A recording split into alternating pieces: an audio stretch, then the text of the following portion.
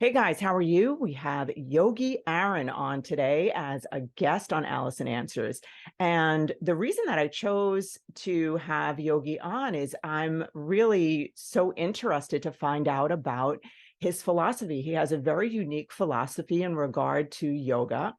And I love yoga and I love the whole concept of stretching and, creating all of these poses. And when I researched Yogi Aaron, I'm going to read to you about the things that he does. And his philosophy is very unique. And I love things like that. If we can always grow and learn to be better at things, that's what we're all about here. So I'm just going to read his bio to you and just I want you to be prepared to just have an open mind and say, what am I doing or not doing? And what can I do to improve my physical life?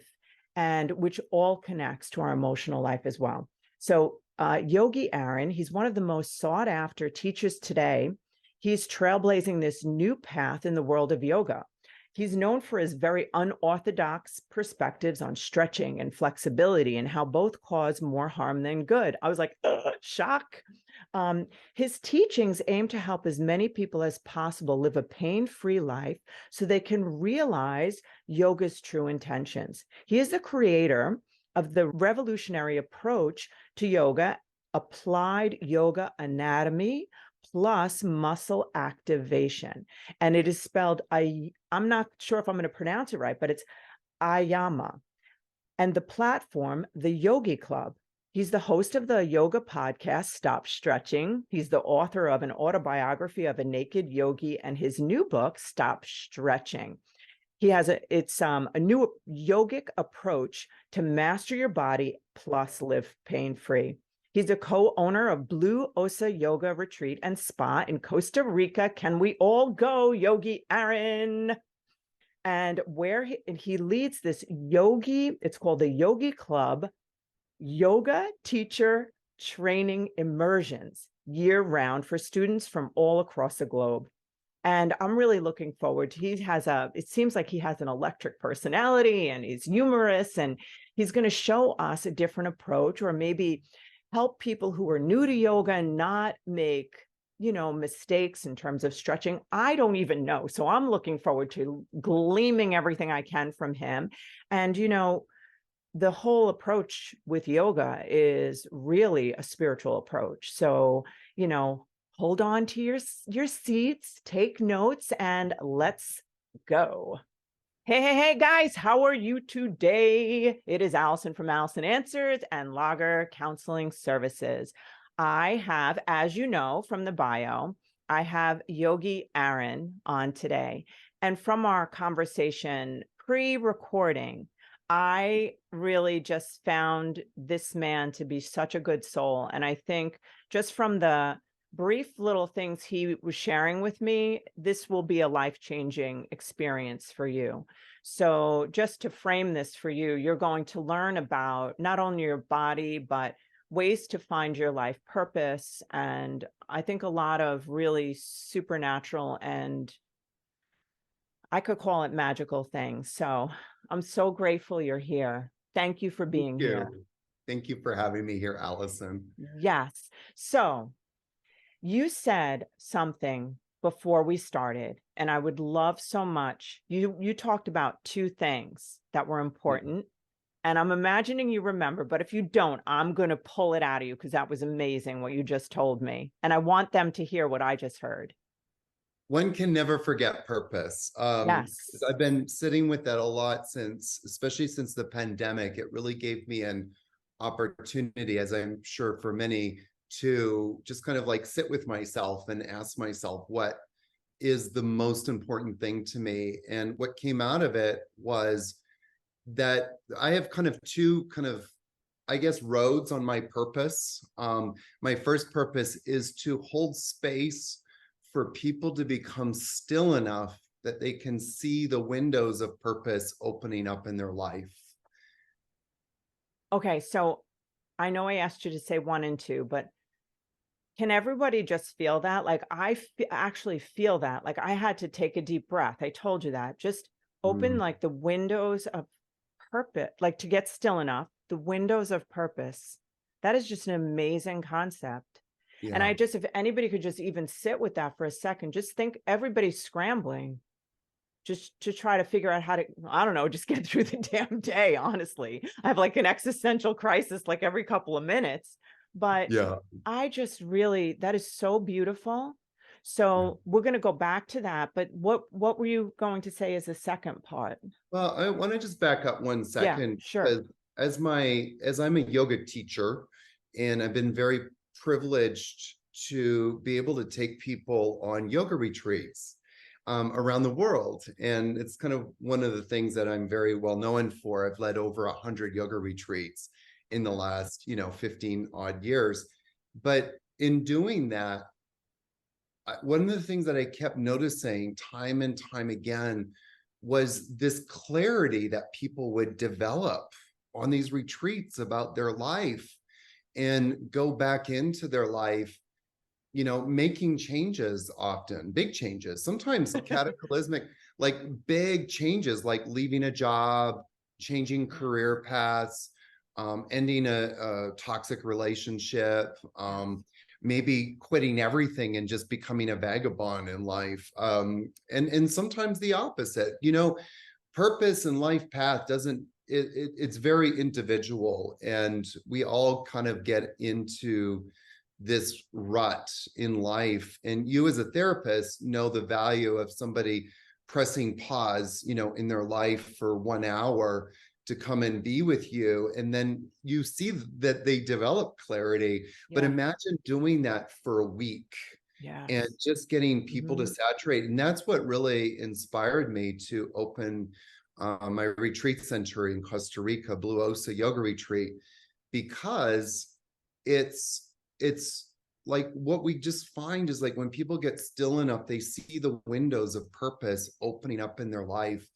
And then all of a sudden purpose starts knocking at the door of their heart, and they feel compelled to answer it. And I believe very strongly, if we're going to, change the world, we have to change ourselves and Yes. live our best life and practice, kindness and gratitude and all the rest of it. But it's like that feeling of when we're in purpose, it's so empowering. And when we have that clarity, but in life, there's so much pulling us at our life. We have our families, and I have a really good friend of mine who's a mother, and she's got 3 boys, and she's constantly running around picking them up from this and driving them to that. And then then there's like PTA meetings, and then the husband, and then this, and taking care of house, and then there's politics and social media, and all of these things are just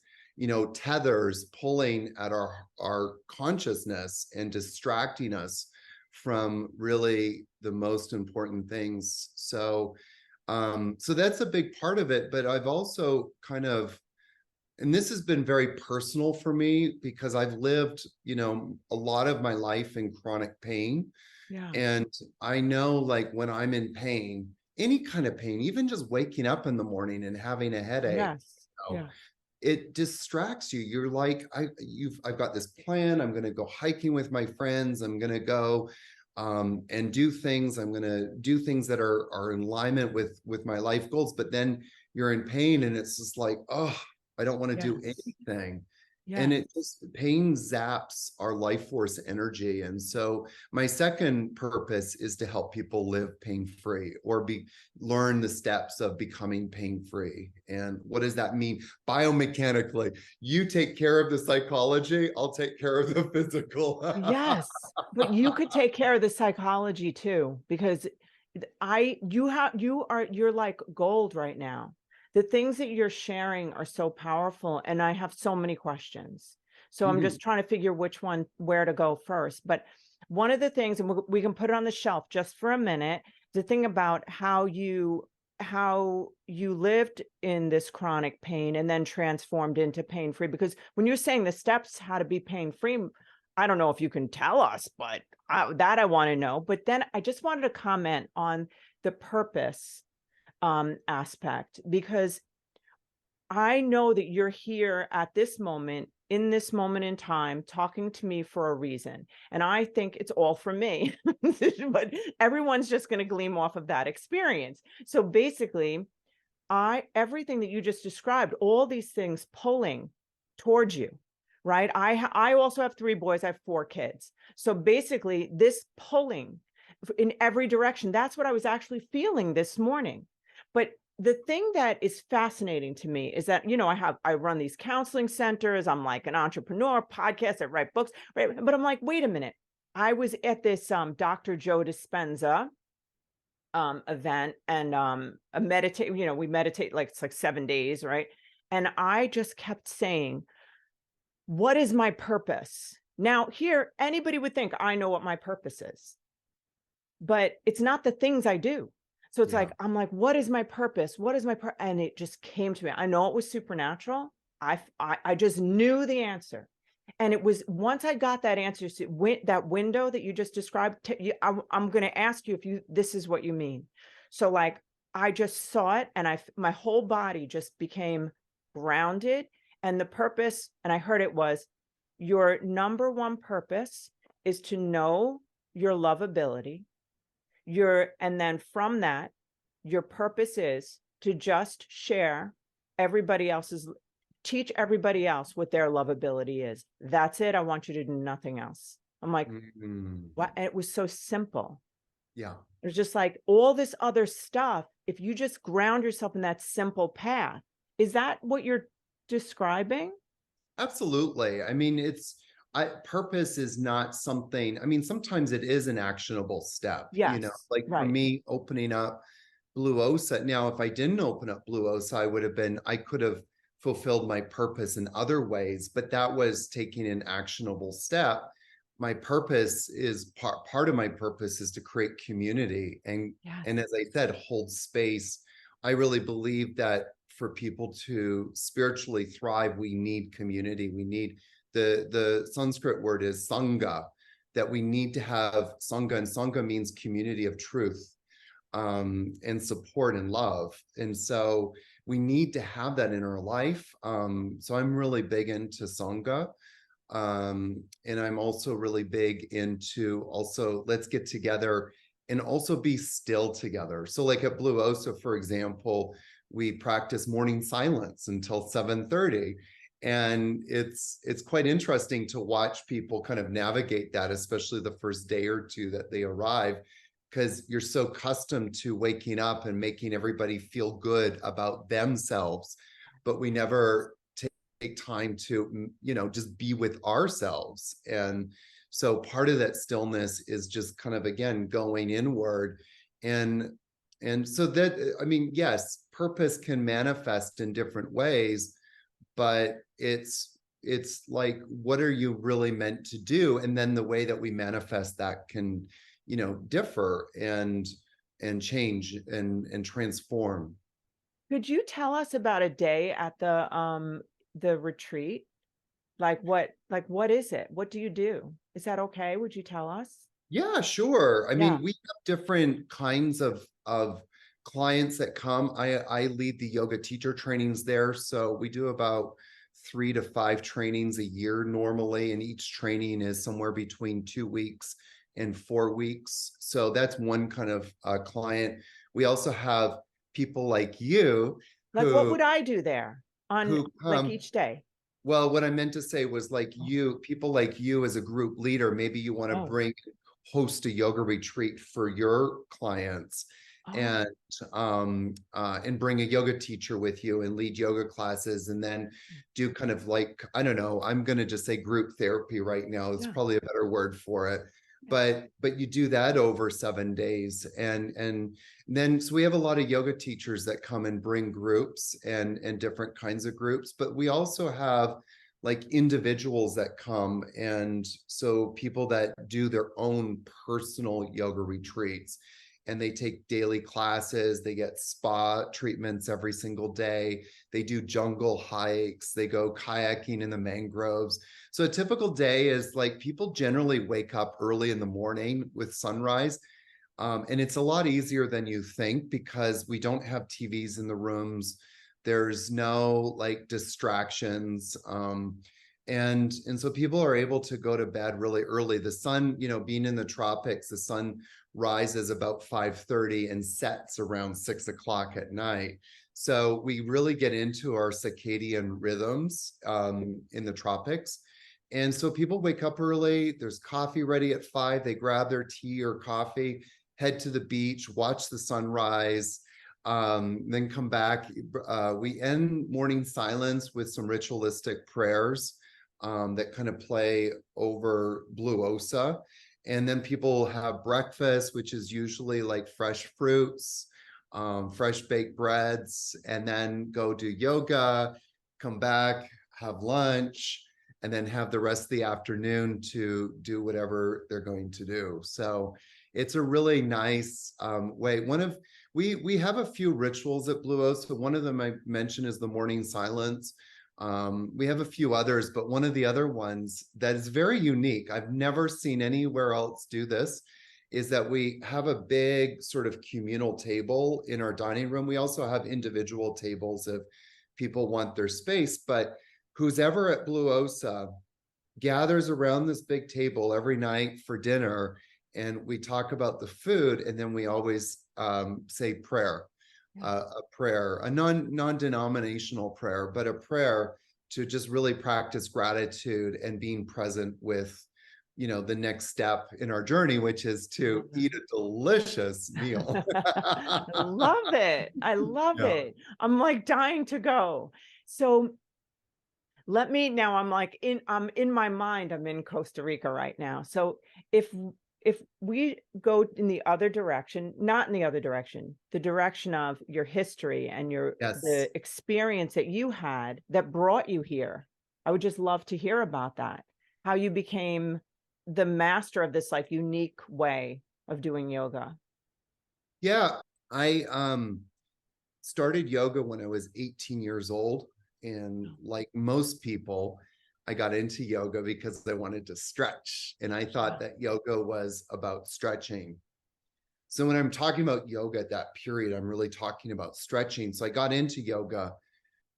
What I wanted to say about you getting into yoga at such a young age, and I didn't mention it to you, but what is it like for someone who is not like, I'm not like the person who can do all those exact poses. I mean, I can, but I won't break my body to get there.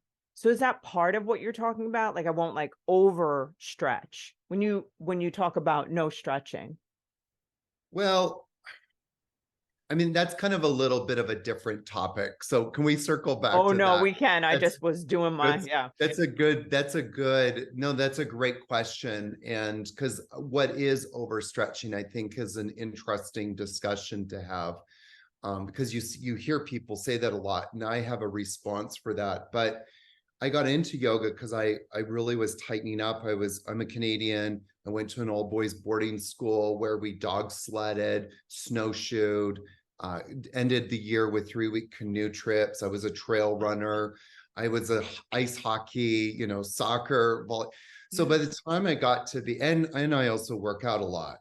And so by the time I was about 18, I started to notice I had enough awareness to go, my body is tightening up.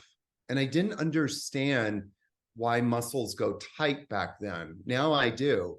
But back then I didn't understand it. So the logical conclusion was to get into yoga. Very quickly after I started practicing yoga, I really hurt myself, not in yoga, but just in my life. And I did something where my back got tweaked and seized up on me. And I never made the correlation between yoga and that incident.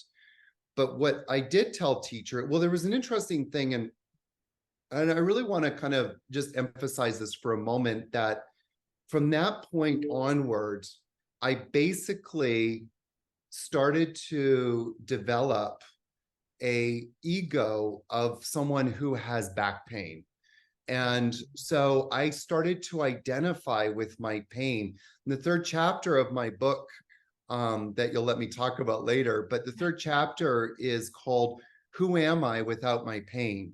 Wow. And so many of us develop egos around our trauma, around our our pain, and we hold on to that, and we reinforce it. And so every time I would go into a yoga class, I would always tell the teacher, if I didn't know them, oh, I'm a person that has back pain. I have to really be careful, and I can't do back bends, which was the absolute wrong thing to do. I actually needed to do more back bends, but I didn't understand that at that time.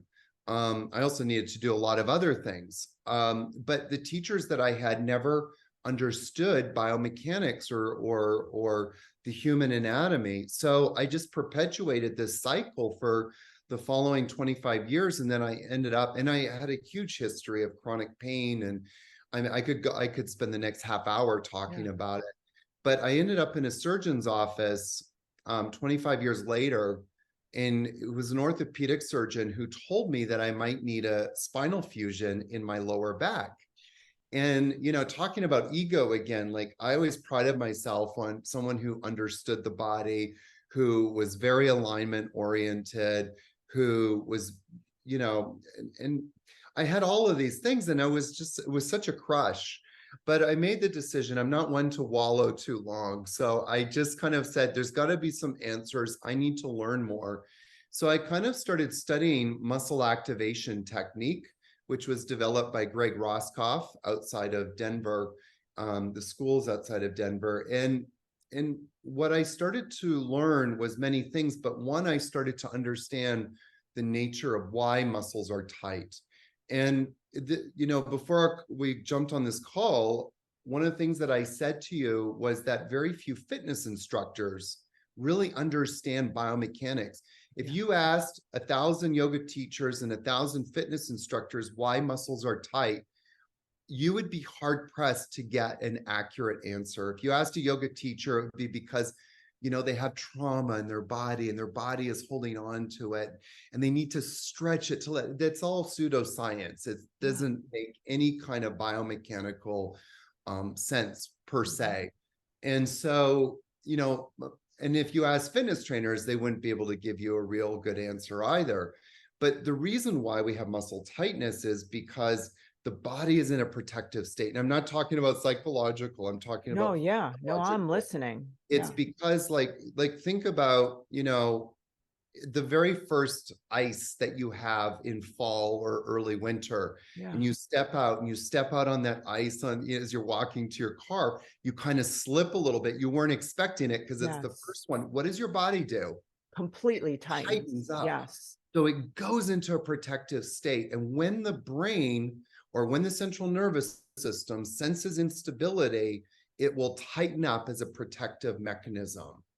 And so when you don't have muscles working, other muscles start to compensate. And so, like, for example, when I was 18 and I got into yoga because I wanted to stretch, the main muscle that I was always tight was my hamstrings. So what did I try and do? I was always trying to open my hamstrings. Well, I didn't realize that that was exacerbating all of my lower back problems because I never addressed the issue of the tightness. And so this was one of my big takeaways. I think you have a question. Well, because I'm trying to picture it because I'm trying to relate it to my own back pain or something. So now if you go, so now you're trying to stretch out your hamstrings, right? Yes. How did that, so when you were doing that, what was happening to your lower back when you were doing it? Was your lower back compensate? Like, could you explain that? Because I don't understand fully, or I don't think I do. So one of the basic kind of rules that we've all forgotten and that we learned, most of us learned in grade school, was that muscles have opposites. And so for a muscle to elongate, the opposite muscle needs to contract. Oh my God. So like, and so if that muscle is not contracting properly, the body senses instability, so it tightens up the opposite muscle. So in this case, like with my hamstring, so let me back up one second. So we go to the basic rule, like we engage our bicep, or we're bringing our wrist towards our shoulder. Our bicep has to contract, the tricep is going to relax, right? So in my case, with my hamstrings, it was because my quads never engaged properly. And so I would do certain yoga poses that demanded me to engage my quads, but I could never do it because every time I tried to do it, my back would start compensating. The body will always go from point A to point B, no matter what. It will use whatever it can to get there. But if you're only using, like if 70% of your muscular system is not engaging properly, that means 30% is doing all the work of 100%, which is, by the way, how most people are walking through life. And that's why they have so much pain, because their body, their neuromuscular system is not connecting to the muscles properly, and the muscles are not working. So like if I go for a big walk and my quads are not engaging properly, other muscles start to take over. Now, you asked me before, like, so if I'm trying to stretch my hamstrings, by me forcing my hamstrings to open, I'm neurologically now not only disconnecting from my hamstrings, I'm also disconnecting from my hip flexors. And the biggest hip flexor is the psoas, which is one of the key stabilizers of the lumbar spine. And so every time you're forcing the hamstring to open, you're actually shutting down all of the reciprocal muscles in turn. And just so that people, because people are like, well, there's no science behind it. I can do the science. I can put anybody on my table. I can get their hip flexors strong, and then I can stretch their hamstrings. And it doesn't have to be a strong stretch, by the way. It doesn't have to be like a big stretch. It can be a very like gentle stretch. But as soon as I start to stretch the hamstrings, neurologically, my brain disconnects from all of those muscles. And therefore, now I may have range of motion, I may have flexibility afterwards, but I have no stability in those areas. And that's why my back really broke down. This is fascinating. It is fascinating. Yes. Okay, I'm still fascinated by it. I am so fascinated. And I just feel like I have to suck every bit of information out of your brain. Okay, so, all right. So I have a couple of questions. So one is so how would you engage your quad? So wait, I'm going to back up because I'm going to ask you a question about me. Okay. Sure. So, and I'm like, why didn't I meet this guy before? But anyhow, I was told that I had 4 natural child births. The muscles down the center of my abdomen right there, that they separated, and they separated a lot, right? So I work out every day, and what ended up happening was I was just always noticing that my lower back would hurt, and I thought I had to more engage my abs more, and I would always be engaging my abs, but it just seemed like it never worked. And what was shared with me, it's because there's a separation, nothing was going to happen because of that problem, right? So I did something to reattach the muscles so then I wouldn't get a hernia, because right. So I did do that. I just recently had surgery to do that, to make my muscles reattach. So now, what I want to understand is, did that have something to do with something that could have been fixed a different way? Like, well, this is kind of stepping a little bit out of my lane for 2 reasons. Okay. One, because I'm not a surgeon, and 2, because I just don't, I wasn't able to be with you before the surgery to see what we could have done. But one thing I did want to comment, 2 things I want to comment on. One, pain is always the check engine light of your body coming on to tell you something is wrong. Neuromuscularly. So basically, like if you have a pain in your back, that's a sign that either those muscles are stressed or traumatized or overused, or that other muscles are not doing their job properly. And the second thing I want to comment on is, because you said something really important. You said, I really focused on engaging my abs, and that's great. But that doesn't, just because you're consciously thinking engage, doesn't mean that you're neuromuscularly engaging. And so what's happening at a neuromuscular level is done through the autonomic nervous system. So just because you're thinking it doesn't mean that it's actually happening Yeah. at and this is at the level of unconsciousness. So all muscles, if they're working properly, should be able to contract and contract on demand. And the reason why they lose that ability is due to stress, trauma, and overuse. And so sometimes the stress, by the way, I made a comment earlier about psychology. Sometimes it could be psychological stress, like you've just got so much going on, you feel burdened by life. That is going to have an effect. And so one of the effects of stress, there's many effects of stress, but the biggest one is that we produce inflammation. And so inflammation from our perspective, from an Ayama perspective, is damaging on so many levels. But one of them is because it disrupts the communication system between the brain and the muscles. And so when the muscles need to support you, they're no longer supporting you. I can give you one quick example, and some of your listeners might relate to this. That was at the end of a teacher training. It was 4 weeks. I was leaving for vacation for a month after that. And I was so stressed out. And I demonstrated this one yoga pose, which I shouldn't have done, but I did it because of my ego. And then the next morning, I'm in the shower. I'm actually getting really excited because I'm leaving for vacation soon. I'm wrapping up teacher training. I reach up and grab the shampoo bottle. My whole neck seized up on me. Yes. As I went into a range of motion, as I lifted up my arm, the muscles that were supposed to support my arm extending were not working. And so other muscles compensated, and that's why my neck seized up on me. But how come that happened? Like you were saying, because I was stressed out. I was totally stressed out. Yeah. And also because I demonstrated this yoga pose, which my body was not ready for. And I put all this stress into my shoulders and into my neck. And so then they disengaged. Is that what happened? So that basically that's it in a nutshell. Like the muscles were not contracting properly. And so other muscles compensated that shouldn't have been compensated. And that's why my neck seized up. So how do you get yourself to engage properly or contract? I don't know what you said. Contract properly. What did you just say? So how do you do that? Muscles should always contract and contract on demand. And so how do you do it?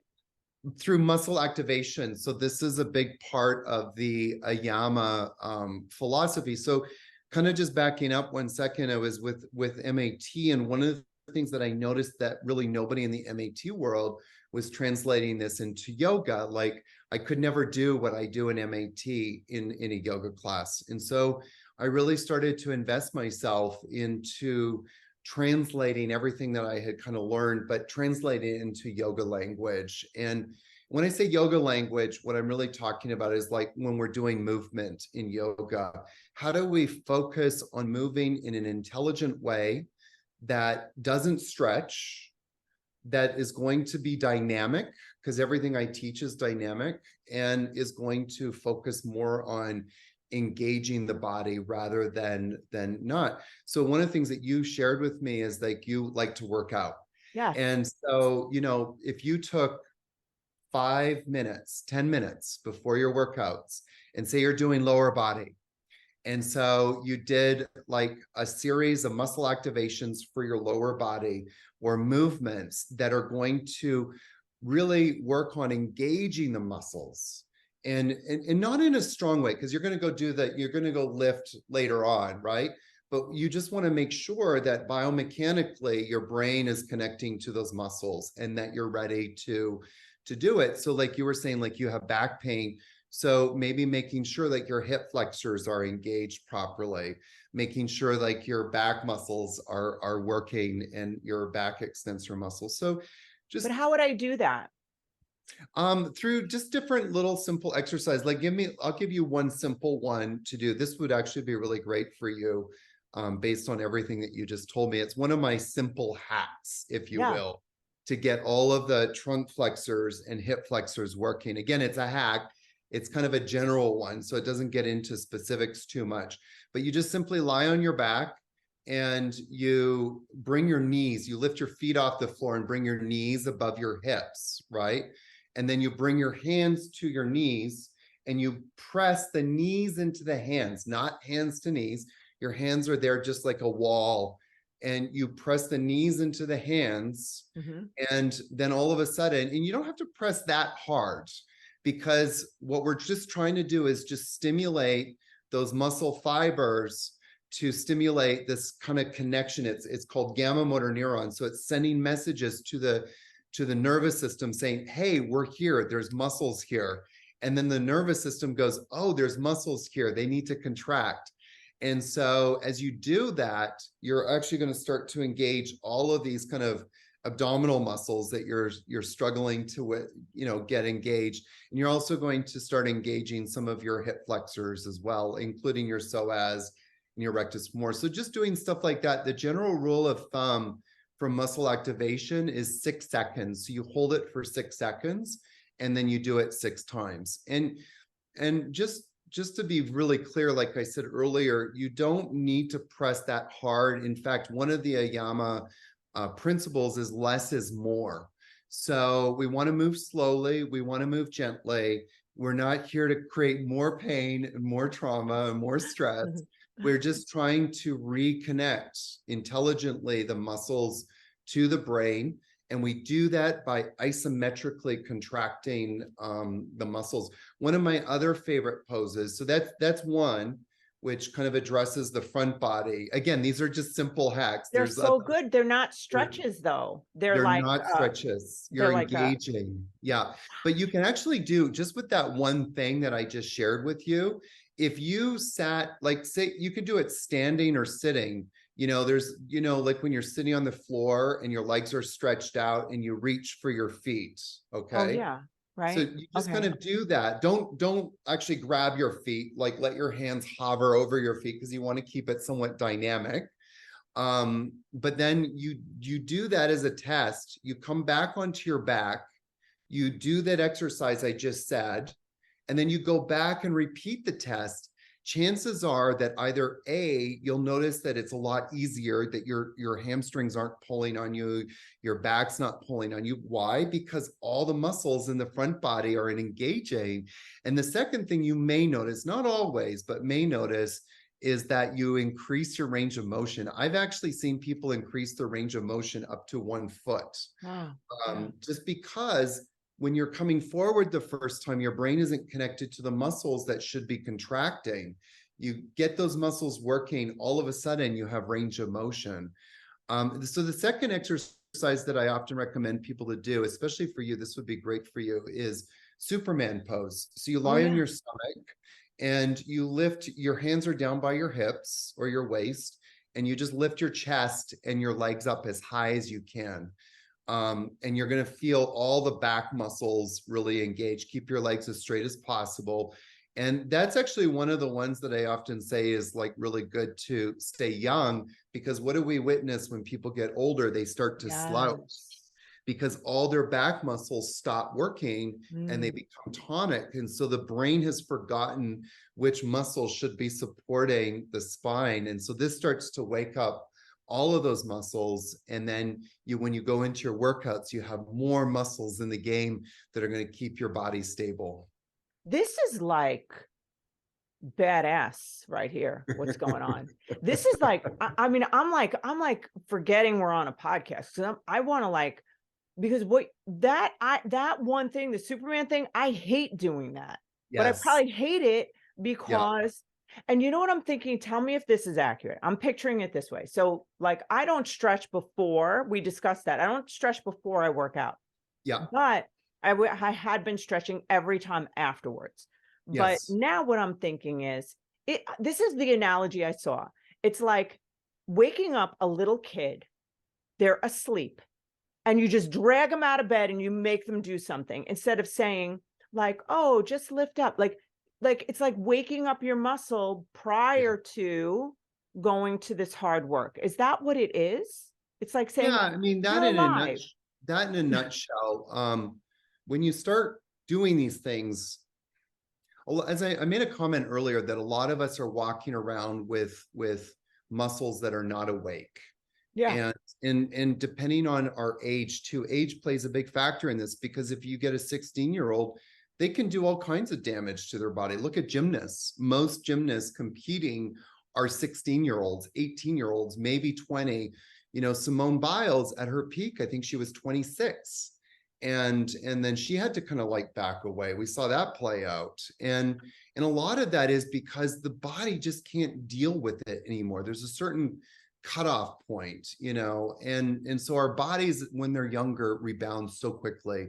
And so, but as we start doing more muscle activations, one of the things that you'll notice is it just becomes easier, because that connection. So that right now, for some people, the connection between the brain and the muscle is really weak.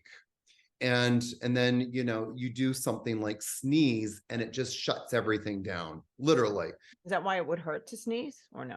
Well, some people, you hear some people that sneeze and their lower back goes out, meaning like their lower back seizes up because the muscles aren't supporting them properly.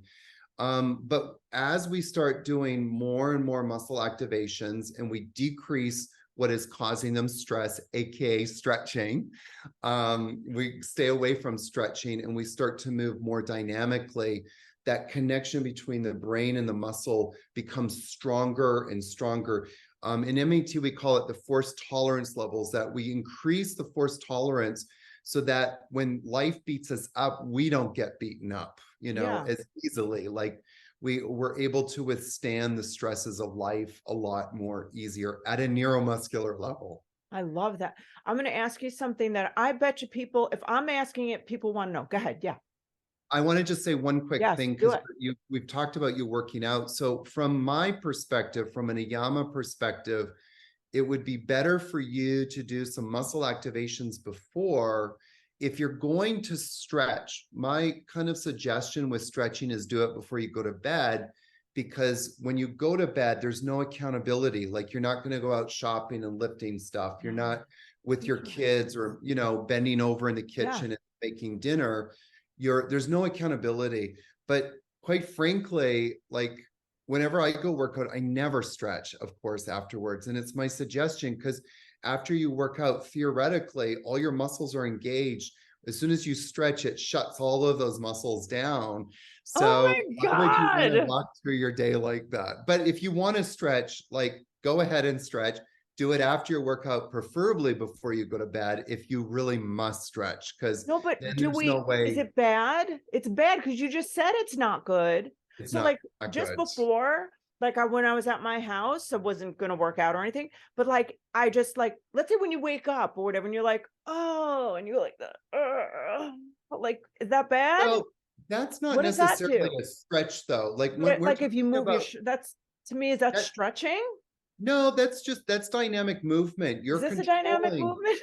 Okay, so let's actually just break that down really quick. Yeah. So if I bring my arm up and I bring my arm back as far as I can, that's moving dynamically. You're in complete control there.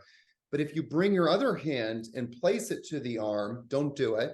But if you push that arm back, okay, or another thing, like if I come up to a wall and I start pressing my hand into the wall, and you know, you see bodybuilders do this a lot as they're trying to quote unquote stretch their pectoral muscles. That's a passive stretch. So what we're wanting to do is stay away from any kind of passive movement and do things dynamically. So it's actually great to bring your arms up. So this is good, and right? Have a V, and then don't move your chest. No, like a V. YMCA. Yes. Right, like that?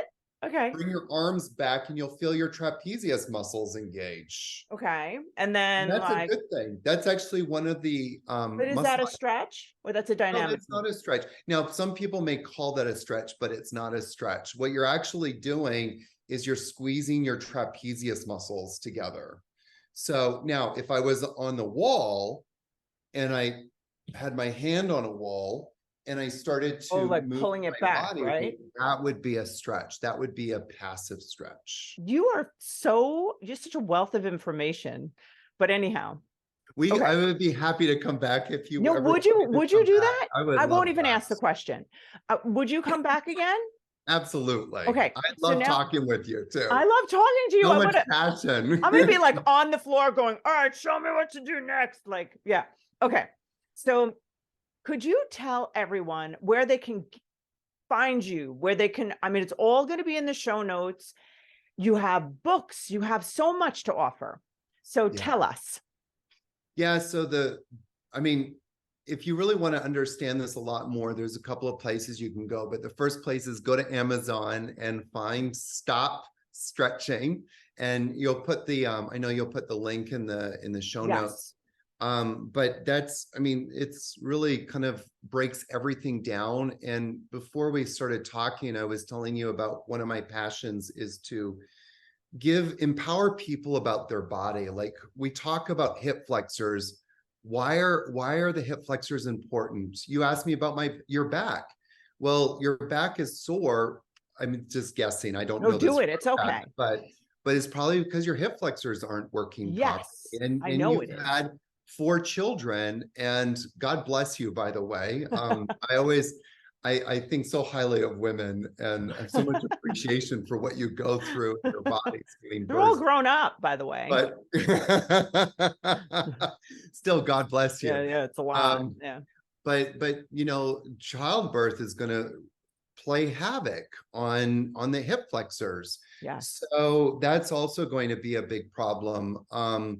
And so part of this book is to educate people a lot more about that. They can also go to my website, yogiaaron.com, and access the 7-day pain-free series. That kind of gives people a little bit of a window into their bodies. What are the major muscles that they need to be concerned about? Work on getting those muscles working and start living without pain. So that shows how to like activate those muscles that are important. Yeah, in the book too, I go through all of those muscle activations. So like I think a big problem with you is your psoas. And what did you say? It's my somas? Your psoas. So it's my psoas, people. By the way, the psoas, just fun fact, where is that? Often referred to as the muscle of the soul. Oh, such an important muscle. Where is that? Here? No, it's a little lower. It attaches to your legs and comes up and attaches just underneath just above the navel center. It attaches to almost the front part of the spine. And so it's really important for maintaining the stability of the spine. And so the book covers fear.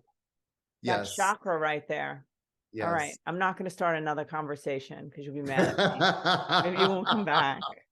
I adore you. I think you are fantastic. I want you to come back. Okay. Absolutely. I want to be respectful of your time. So I'm going to say thank you so much for being here. It was an incredible pleasure. And guys, really get his book, like, share, subscribe, everything about Yogi Aaron. Okay. Any last words? No, just thank you so much for having me here. It was just such a great conversation. And it's great when two people who are passionate about life and sharing come together. And that's what I experienced with you. Yes, me too. It's a wrap.